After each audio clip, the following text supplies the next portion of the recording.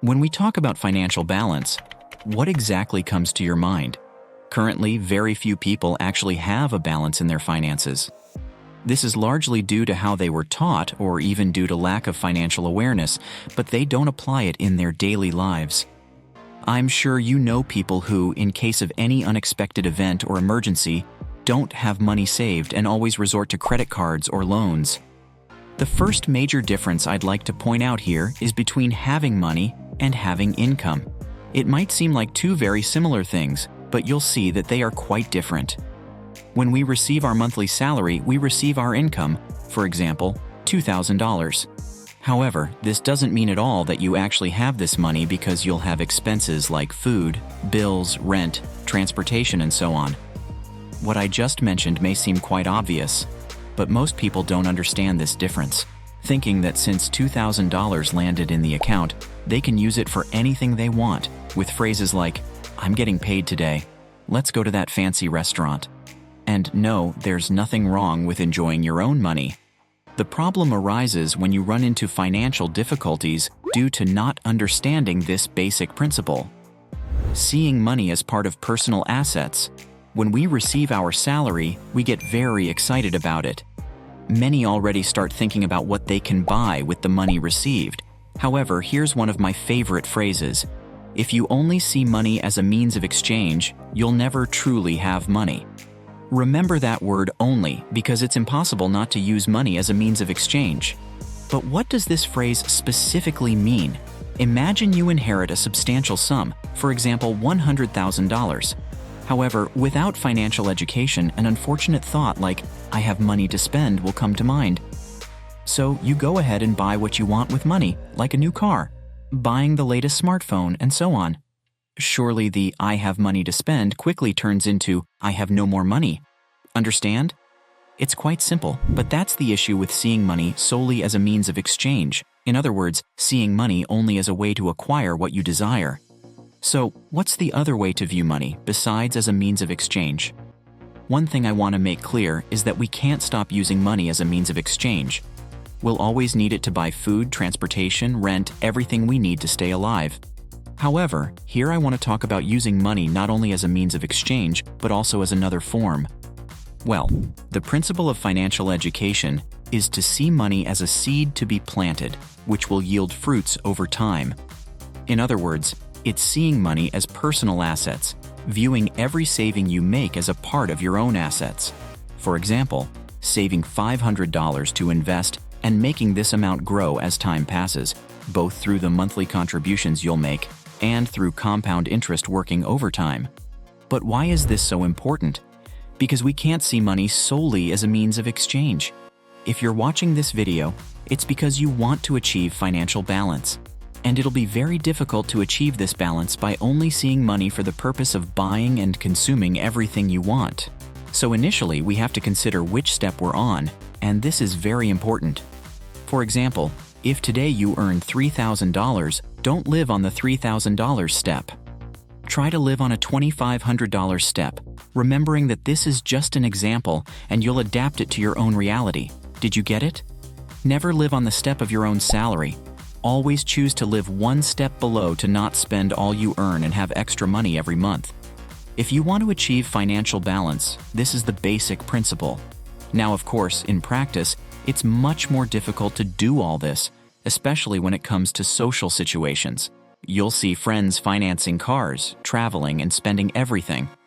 But here's the thing. It's not wrong to spend money. What's wrong is spending money you don't have. In other words, if you don't have the money to buy a car at the moment, and you'll have to take on debt if you make a down payment on one, don't buy it.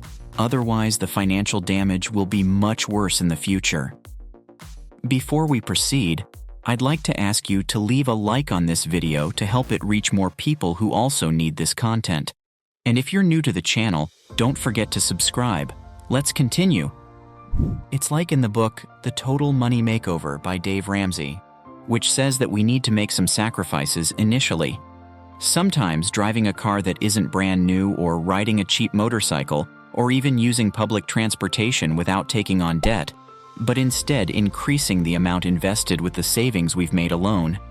Now, you might be thinking, Okay, I understand that saving is important, but what about those who earn little? That's where it is. If you earn little but can save $100 a month, for example, it's interesting to take that saved money to take a course that will qualify you, something that allows you to increase your monthly income. The higher your income, the greater the capacity to save and, consequently, the greater the amount invested over time. Basically, with financial education, we understand that personal finances involve three fundamental factors: income, savings, and the amount invested. Thus, we see that it's also extremely important to focus on increasing one's own income to have a larger amount to manage. Now that you understand the three factors of personal finances, let's move on to financial control. We're already approaching financial balance, but let's take it step by step. If you paid attention to this video, you already have some financial awareness.